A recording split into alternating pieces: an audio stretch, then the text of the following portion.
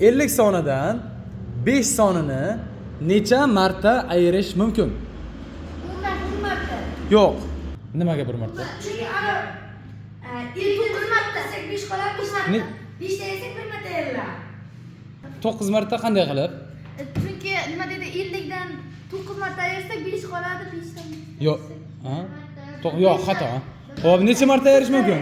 50 sonidan 5 sonini necha marta ayirish mumkin? Qarang, bu doktorsi. Xo'p, 0 olsang nima bo'ladi? 5 bo'lib qoladi. 5 dan 5 ta ayirasan bir martami? Yo'q, unday emas. 50 sonidan mantiqiy o'ylaymiz bolalar. 50 sonidan 5 sonini necha marta ayirish mumkin? 9 marta? Yo'q. Yo'q. 11 marta. 11 marta ayrilsang 50 dan 55 ta ayirib qolasan. Bo'lmaydi-da. 5. Necha marta ayirish mumkin? 50 dan 5 ta ayirsak. Xo'sh.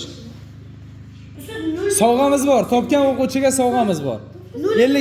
o'tkazsak bo'ladimi? Xo'sh. Yo'q. Unda 50 bo'lmay qoladi-ku. 5. Topgan o'quvchiga sovg'a bor. 50 sonidan 5 sonini necha marta ayirish mumkin? Yo'q, bir marta ayiramiz deyapti. 50 dan 5 bir marta ayiramiz 45 bo'ladi. Shunda bir marta ayiramiz debsan? Qani?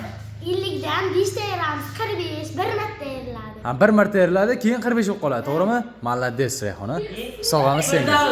To'ppa to'g'ri. Yo'q, unday degan yo'q. Bir marta deyapti Firdavs. 5 ni olib tashlaymiz deyapti. Rayhona aytayapti. 50 dan 5 ni bir marta ayiramiz, keyin 45 qoladi. Tushunyapsanmi?